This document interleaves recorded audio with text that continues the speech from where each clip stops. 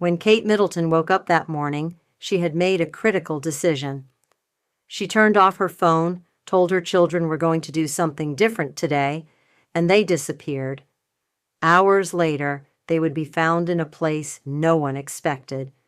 What was Kate aiming for with this bold move? That Monday morning was different from the others for Kate Middleton. When she woke up at 6 o'clock, she didn't look at her usual daily schedule.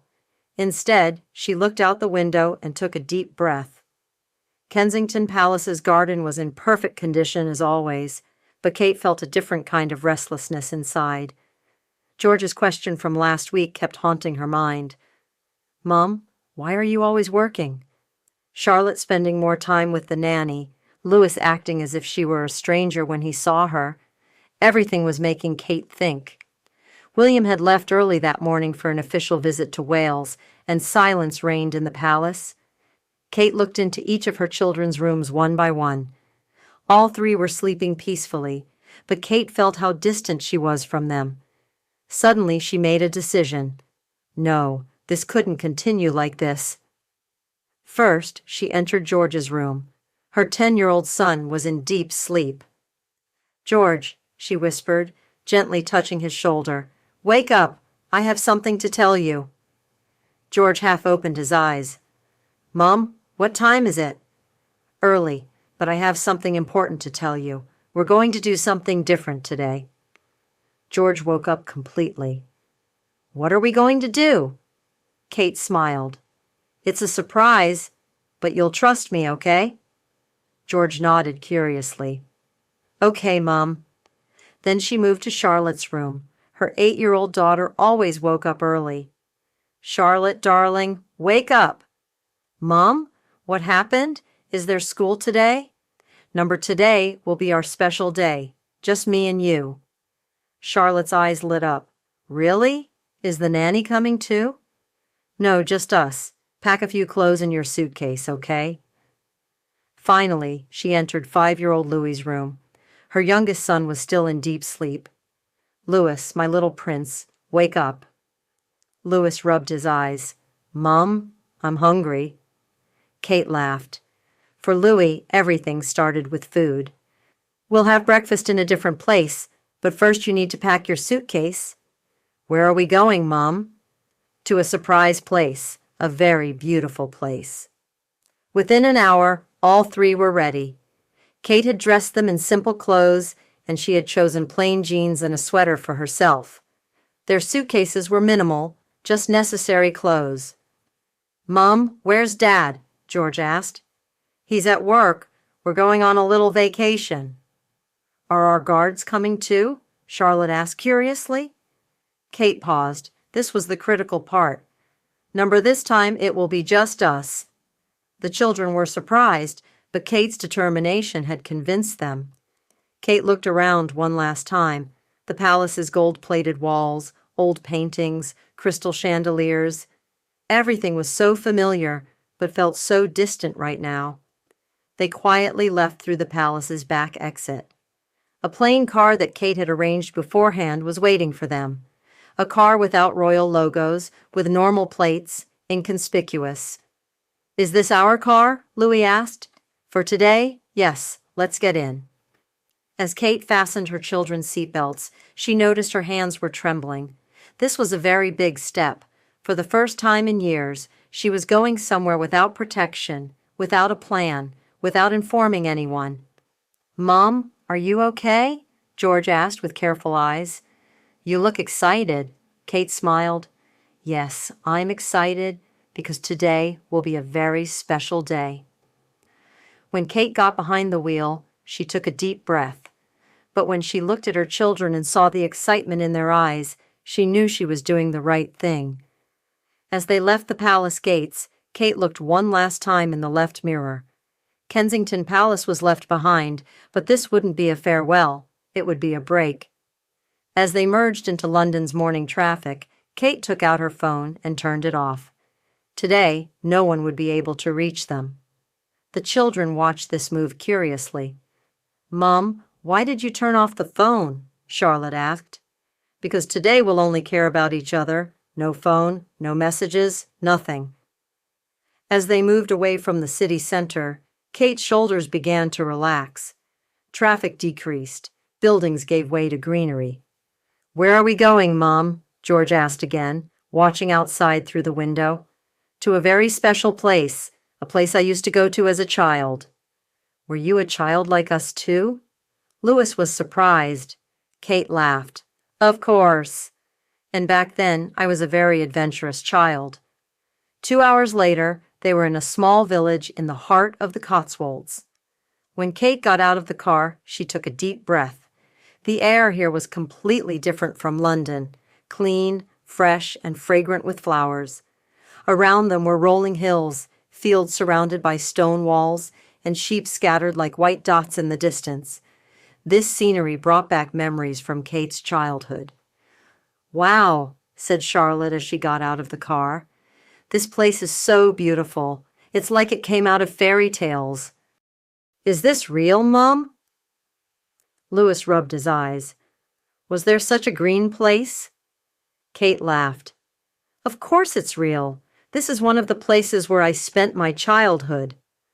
In front of them stood a small, stone-walled country house. Its roof was covered with thick reed thatch. Its windows were small and rectangular. There were lavender bushes in front of its door, and bee buzzing could be heard. This house, which belonged to Kate's childhood friend Emma's family, had been empty for years. Kate had gotten the keys from Emma and planned to come here without telling anyone. "Is this our house?" Louis asked, his eyes wide. "Are we really going to stay here?" "For this week, yes. Welcome to our little refuge." When Kate opened the old wooden door, the children ran inside. The echo of their footsteps on the stone floor filled the house. The house was small but cozy. In the center of the main hall was an old stone fireplace surrounded by worn but comfortable armchairs. On the walls were old books and village pictures. "Mom, there's no television here," George shouted, scanning the room. "No Wi-Fi either," said Charlotte, looking at her phone. "The signal is very weak, too." Louis ran to the kitchen. "Mom, what are we going to cook here? The refrigerator is so small." Kate smiled. "This is where we'll be different.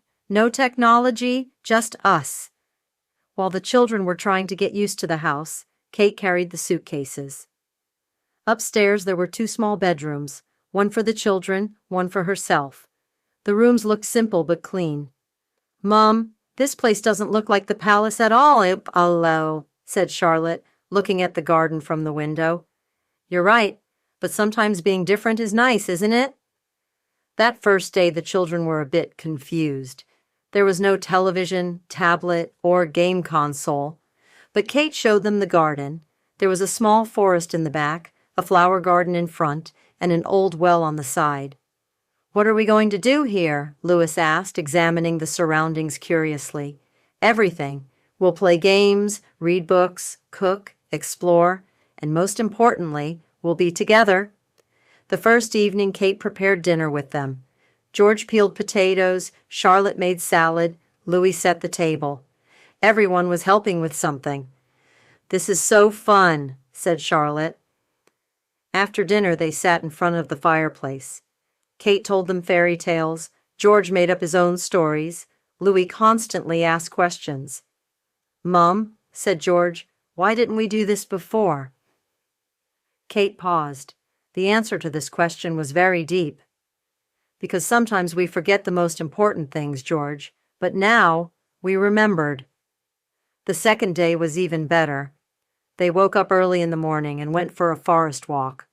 Charlotte collected flowers, Louis examined insects, George climbed trees. "Mom, look what I found." Louis brought a small frog in his hand. "Wow, it's so beautiful, but we should let it go. It will miss its family." "Just like Dad misses us?" Kate's heart tightened. Yes, exactly like that. On the third day, Kate taught her children how to cook. They made cookies together and rolled pizza dough. The kitchen got messy, but it was very fun. "Mom, you really cook well," said George with surprise. "Of course, I learned once too." Charlotte asked curiously, "Why don't you ever do it at the palace?" Kate paused. Because others always do it there. But actually, I like doing it too. On the fourth day, it rained. They stayed inside but didn't get bored. Kate showed them her old photos, from her own childhood, from when she met William. "Mum, were you like us when you were our age?" Charlotte asked. "Yes, I used to be curious just like you. I used to ask questions." "What's it like being a princess?" Louis looked curiously. Kate thought. "Sometimes it's very beautiful. Sometimes it's very difficult. But the most beautiful part is being your mother." On the fifth day, they went to the village market. The children talked to normal people, bought local products. No one recognized Kate, or if they did, they didn't say anything. "Mom, this place is very different," said George. "People are more normal." "What do you mean, normal?" "I don't know, warmer. They talk to us. They smile." Kate understood. At the palace, everyone behaved according to protocol. Here, everyone was natural. On the sixth day, Kate told her children about her own childhood, how she climbed trees, played with friends, sometimes got into trouble. "Did you get into trouble too?" Charlotte was surprised. "Of course!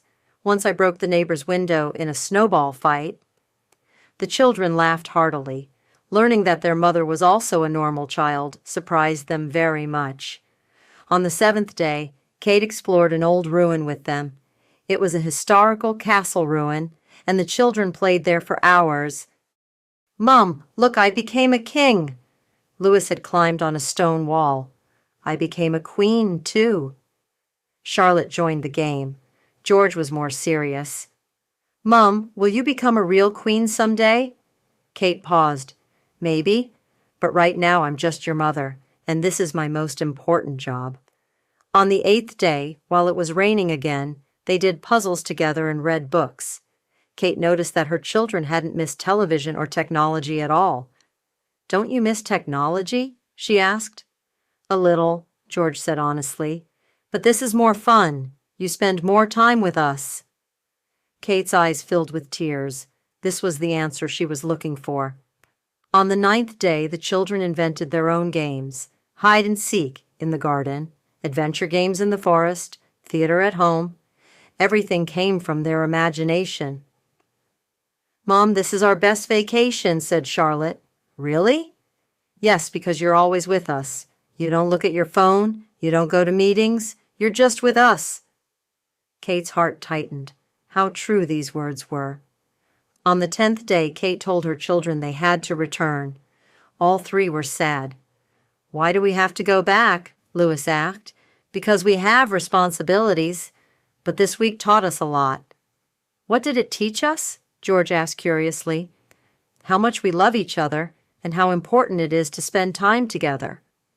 On the way back, the children were quiet, but there was peace on Kate's face. This week had changed them. When they approached the palace gates, William was waiting for them. He had a worried, but at the same time curious expression.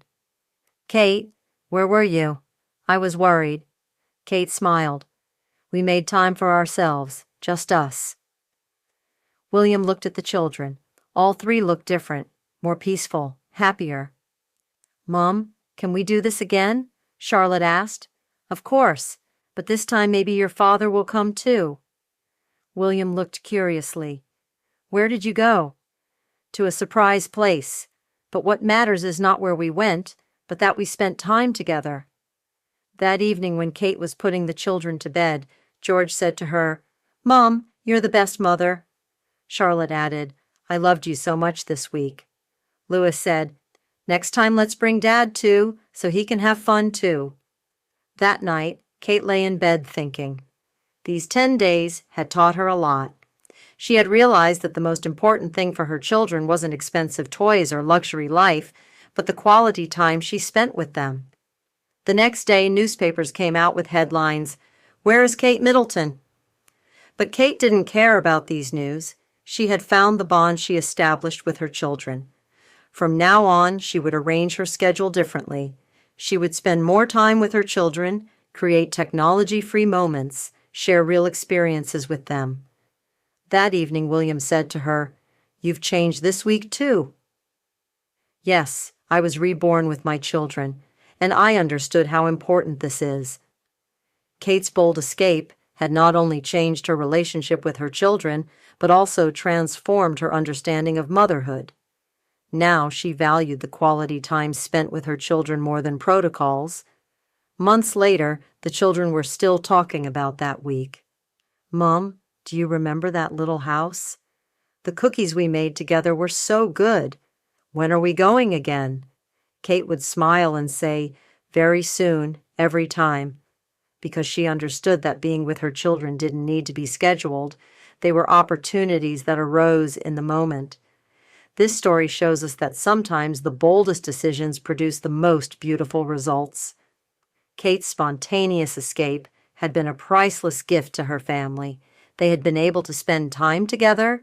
In the hustle and bustle of modern life, how valuable it is to stop like Kate Middleton did and spend quality time with your loved ones. Maybe we all need such an escape from time to time. What do you think about this story? Do you also have such technology-free, simple moments with your family? Share your experiences in the comments. Don't forget to subscribe and click the like button so you don't miss such inspiring family stories.